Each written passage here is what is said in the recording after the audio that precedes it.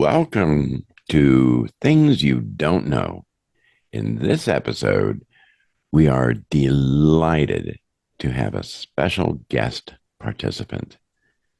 This is an exceptional young man who has a podcast of his own and has traveled the globe giving motivational speeches.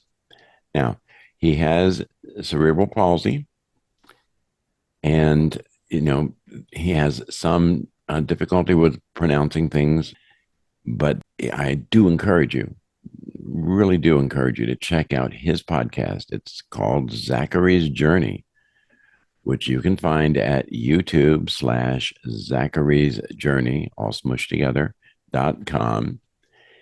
He has some really important and encouraging things to say. So without further ado, we welcome Mr. Zachary Vasquez. Let me interrupt and add my welcome to my good friend, Zachary. I've known him for some time, and if I may, I'd like to add a few personal notes. Zach is a very kind, compassionate, intelligent, and driven person with a great sense of humor. He's overcome some challenging odds because he has a message that needs to be heard. I am very impressed that he has been an international success in public speaking despite having some speech impediments. Yes, my friends, the message does speak to those with disabilities, but it also speaks to those with any kind of self-doubt. I think the greatest achievement both of us have accomplished is to defeat our own doubts. Thank you so much for having for this opportunity. I'm, I'm grateful to share my journey with your audience. Okay. Well, Zach, when were you first diagnosed with CP, and what variety of CP do you have? I have it's called spastic, or it's probably a variety, but it's difficult for my four joints to it's difficult for me to use my four joints. It's difficult for you to use your joints with the spastic dysplasia. Yeah. Despite my doctors, um, despite what my doctors said, despite the help from my parents, they encouraged me to keep going, and they just didn't give up on me. So I'm thankful for my parents to keep pushing me forward. Okay. And I understand at around 9, you had some good experiences. What was that? So at the age of 9, I started speaking for the very first time from my my musical teacher, Alyssa Kazada, and she really inspired me. She inspired me to just open up, like, without her encouragement. I'm really grateful for for what she has done in my life, and I'll go into more detail a little later on. What would you say is the hardest challenge you faced with your CP? The hardest challenge for me is like just to despite my speech impediment, I was made fun of in my early years at elementary school, but I was teased and I was also bullied at one point, but I did like that despite me because I I know I have a speech impediment, but it it doesn't just discourage me in any way. Yes, and I know that CP affects individuals very differently, and the challenges probably are varied depending on the person's specific needs and circumstances. Like some of the things that happened, as you mentioned, may include mobility, motor function difficulties, communication and speech challenges, cognitive impairments, which thankfully is not the case for you, seizures and associated medical conditions. And as you pointed out, the social stigma, the accessibility barriers, and emotional well-being concerns can also impact people with CP and their families too. Yes, So it's important to recognize and respect those unique experiences and strengths of individuals with CP and provide support and accommodations to promote inclusion and accessibility. One of the things that I find remarkable is that you have become a successful public speaker despite having some speech impairment. Why did you choose this goal? You've given speeches in the USA, China, Australia, the Middle East, and many more. Did you find it more difficult in one place or another of these places? um, not not necessarily because I feel like if if you can connect with an audience that speaks a different language, it might be challenging, but nothing is too over challenging, if you know what I mean. Yes, I do. You can still achieve anything you want to achieve if they speak a different language. Maybe it might be challenging to to speak to the audience at first, but as you get familiarized with the language, you they get comfortable with your story, and they look at you. They look to you at your personality and see what you had to offer despite your story. What I've always been curious about, Zach, is how you first became a public speaker. That is a good question.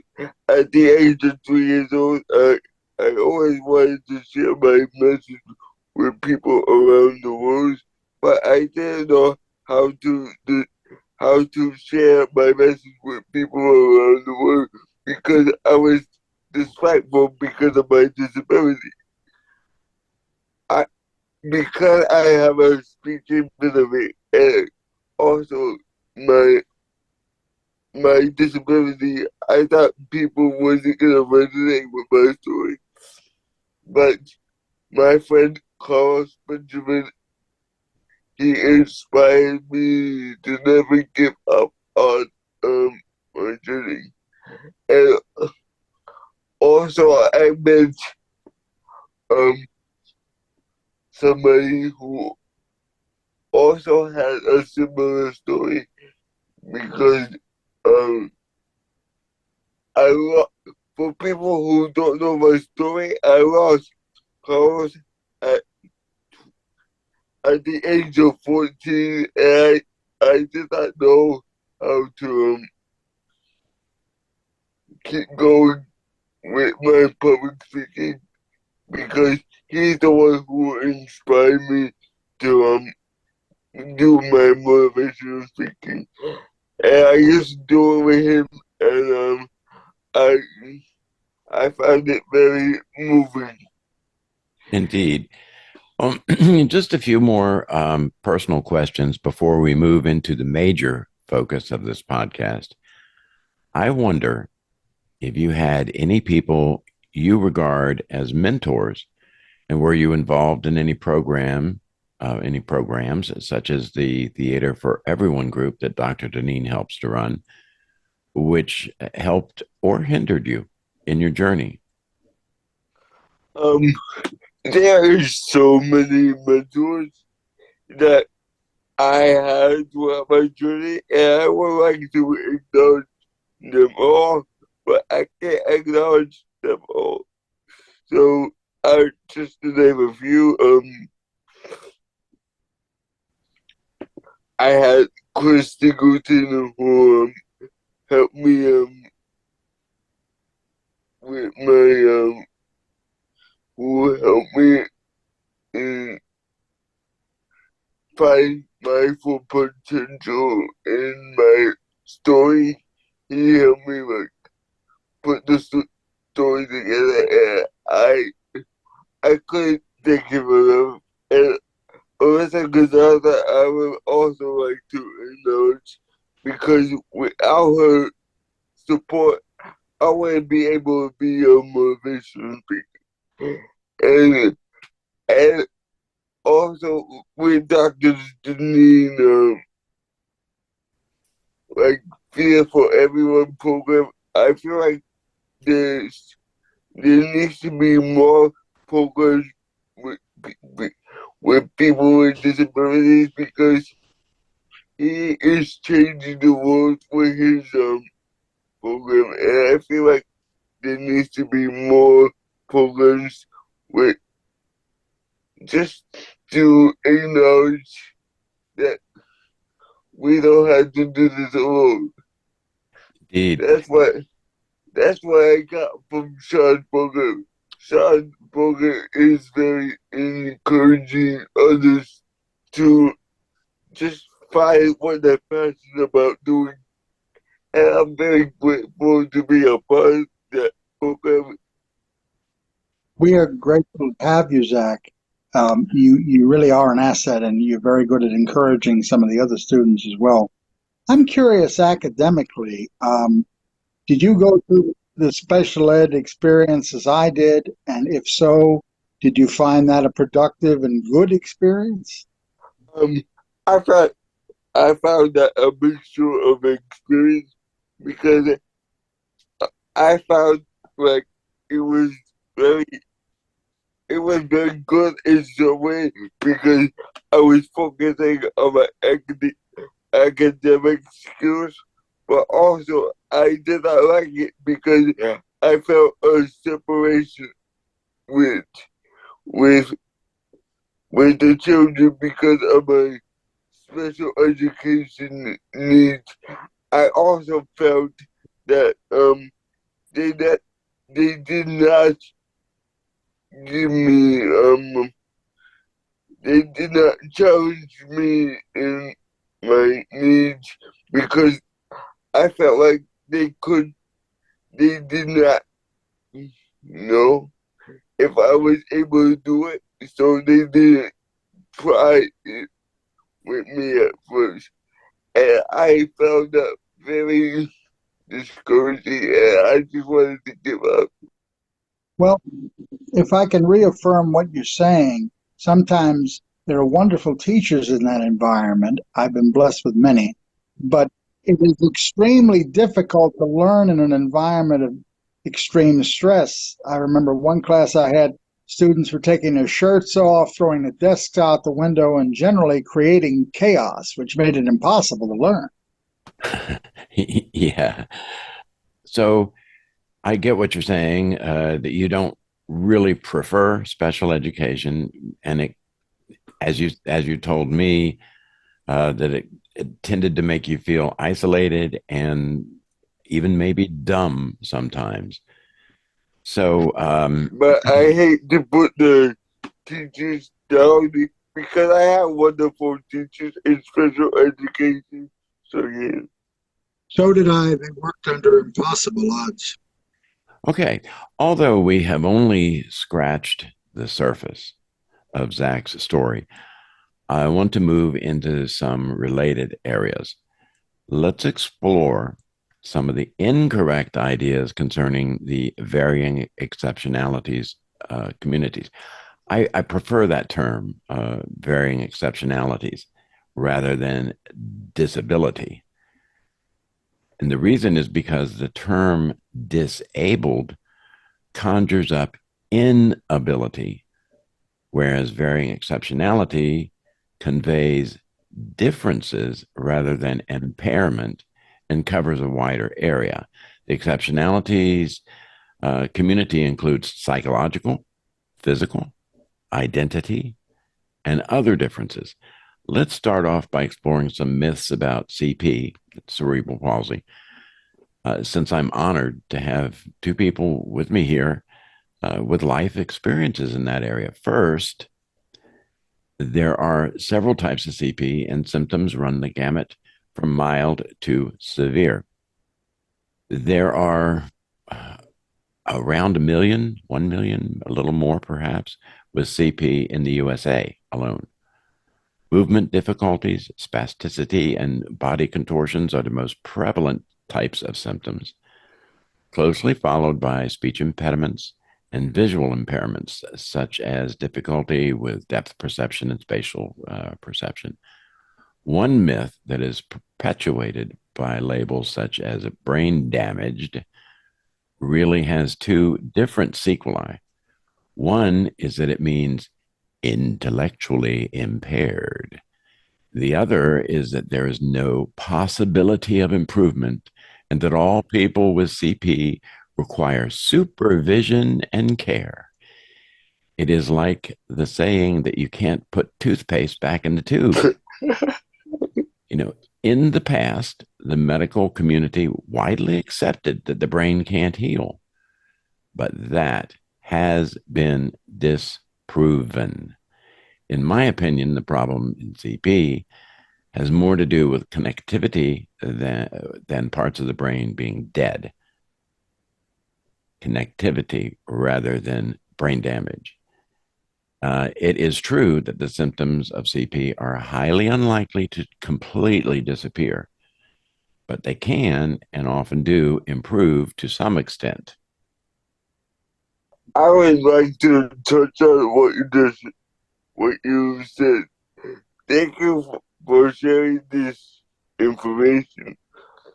But I feel like um paraprofessionals and people in the disabled community tend to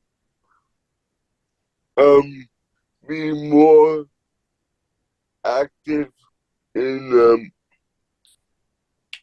the children's life because I feel like they don't really understand how it is to be disabled.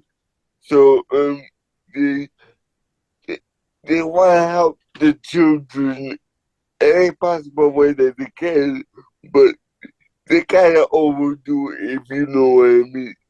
Mm-hmm. Fun. And that's what I don't like about special education.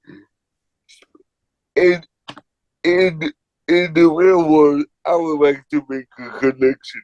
In the real world, the world is not gonna be always. There's somebody not always gonna be there to help your everyday needs. There, there is gonna be some challenging times in anybody's life. It doesn't matter if you're disabled or anything. You're absolutely correct. You make a great point. Other, unrealistic expectations, whether overprotectiveness, can lead to very harmful attitudes. Whether it's doing too much, as we like to call it, infantilization, or on the other extreme, the idea that we just have to try harder and we could do everything if we wanted to. Willpower alone is an important factor, but it is not a complete solution for individuals with exceptionalities. I think it's important to realize and respect everyone's unique needs and abilities and provide support and accommodations within a self-directed environment to help each individual thrive. Oh, well, I like what you just said because what you just said is basically true. And I hate to put the special education people down because they did an excellent job. Okay, I want to jump in here. Trying harder, especially according to the ableist idea, is one of the worst things in my experience of 45 years of working with people. Uh, it's one of the worst things that someone can do to somebody with exceptionality. Trying harder stresses and makes it more difficult many times. I couldn't agree more. I mean, sometimes if I'm working on something, I'm having difficulty. If I feel like I'm failing, it becomes even harder. I get physically tense and emotionally stressed, and then I'm able to do even less than before. May I jump into what Sandra said? Sometimes we tend to overstimulate ourselves and then we give so much effort into what we are trying to do instead of doing having fun in what we are supposed to be doing. We're, we're maybe focusing on like getting the task done and not enjoying what we are supposed to be doing. Indeed. We mentioned ableism. Um, Dr. Deneen, perhaps you can say something about that? Certainly, it covers a great many things, whether it's harsh treatment of people with exceptionalities, but also specifically a lack of compliance with disability rights laws like the Rehab Act and the Americans with Disabilities Act and other guidelines. To give some concrete examples, these include things like segregating students with disabilities in separate schools when it's not needed, the use of seclusion, restraints, or unneeded medication as a means of controlling students with disabilities, segregating adults with disabilities uh, involuntarily in institutions, failure to incorporate physical accessibility into building design plans, buildings without braille on signs, elevators, buttons when they have an elevator, websites that are impossible to be accessed, the false idea that people with disabilities only need or want to be fixed. As my dear physical therapist, Dr. Andrew Kramer, used to say, you cure me, not people. You disability as a punchline, seeing people only as objects of pity or mockery, refusing to provide reasonable accommodations in both education and in the workplace.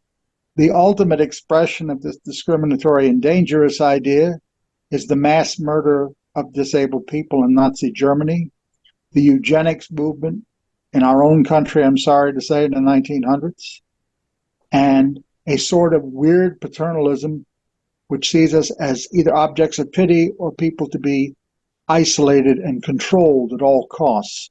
I wonder what causes even well-meaning people to sometimes adopt such thinking. Actually, that is a very interesting topic and really kind of the heart of what we wanted to do in this podcast.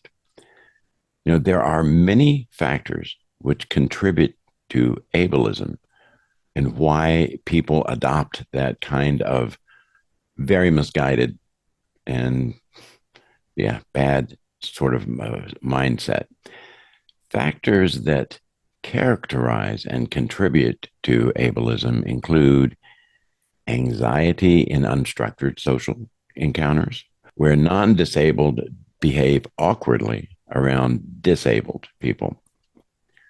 Social and cultural conditions, such as norms like people who are familiar seem similar to me, they're good, and the rest of them not so good. That's a very ableist sort of framework, but it also goes to the thinking of the people who show us ableism. Ableism can stem from attitudes you learn from your parents, peers, and even the media. Plenty of shows treat people with disabilities like they're just like plot points, or they're inspirational stories rather than actual human beings when they include them at all. Other factors, which are not as publicized, are fear of a person with a disability. For example, I remember back in the 50s, in particular, people cautioning you shouldn't get too close to the disabled because you might catch the disability. Wow. What a crazy notion. Another thing is that people without an exceptionality also feel that people with an exceptionality are a drag on society, and accommodations are not cost effective. A word about that. Let's look at some facts. 42.5 million people, 42.5 million people in the USA have a disability. That accounts for about 13% of the population. Okay, now, if you're being equitable in kind of sharing things and the wealth and whatnot, 13% of the population and only 2% of the national budget is directed to that population. That limited level of support, as you say, Dr. Weaver, it's criminal. Since one false idea is that the money spent on such people, and I proudly include myself as one of those people, is not well spent, it is vital for those of us in the community to demonstrate our abilities and our capacity to achieve, in the vernacular, if you'll excuse the expression, to show what good we are. Let's review some of the special things that which different people who had disabilities bring to the table. For example, a person with a different identity, such as might be experienced by those in the LGBTQIA community or the DID community. What do they bring? Well, they can bring a greater understanding of what it takes to figure out who they are, and it tends to make them more accepting of differences in other people. People with mental illnesses sometimes have a greater intensity as they're trying to discover what's real and may discover realities not apparent to people without this kind of thinking or problem. Indeed, yeah, it coming from a different spot and uh, looking at things differently in that way can lead to great discoveries, truly great discoveries. Downs people, to move on here, Downs people often bring a very positive and welcoming attitude to others, perhaps because they have to struggle so hard to gain acceptance and understand the world. People with movement difficulties like myself and Zach, I think it's given me patience. It gives people gratitude for the assistance they do have, which can amplify both positive and sometimes negative feelings. As a friend of mine says, it's like being on a roller coaster. But our physical differences can enhance awareness of topography, recognizing physical and psychological barriers. And this can translate into awareness of all kinds of barriers. I remember, just very briefly, when I once traveled to South Africa as an undergraduate, my wheelchair disappeared, and I literally crawled through the street for some days. And you'd be amazed at things I learned from doing that. Yeah, we could go on at some length, but it seems clear that people in the exceptionalities community actually bring a lot to the table. Many people in the exceptionalities community have contributed to the advancement of knowledge and other improvements in society. To give one example, Mr. James Marston created a device in the 60s to convert speech to text. It's called TTY, so that hard of hearing people could use telephone. And that device has been of great use to all people. That's interesting because when Alexander Graham Bell designed the telephone, he had anticipated that this would be an aid to people with hearing loss. Um, and since that didn't work out as well, that is one of the reasons they did the TTY, which has been of benefit to a variety of people. And Mr. James Marston, as you mentioned, he did have an exceptionality. Another person we should mention is Mr. Joseph Friedman. Now, what did he do? Well, he created bendable straws in the 1930s. Now, that may not seem like a lot to you, but let you lay in a hospital bed and want to have something to drink. It's very difficult to do from an open glass. So having the ability to drink from a bendable straw was really important. And, Mr. Friedman did have his disability. I was particularly taken by the story of a Dr. Frances Seibert, who was dealing with polio herself, but was trying to fight bacterial infections and discovered a protein strand that was used in one of the first tuberculosis tests, as well as a scientist by the name of Mr. John Hormer, who had severe dyslexia, but he discovered the first hard evidence that showed dinosaurs lived in family groups and cared for their young. Well, we've been going for a while. And as much as it's very interesting, we need to probably bring this to a close. Well, may I thank you, Zach, for your participation today. You've really given us a lot of insight. Thank you for having me. It's been a pleasure to share my story with you guys today. I hope you find my story very encouraging. Indeed, I'm sure many will. Uh, Look, we do thank you for joining us today. Hope you'll join us again. Um, while you're thinking about it, click on that like button, subscribe, leave a comment if you wish, and most importantly, join us again. Goodbye for now.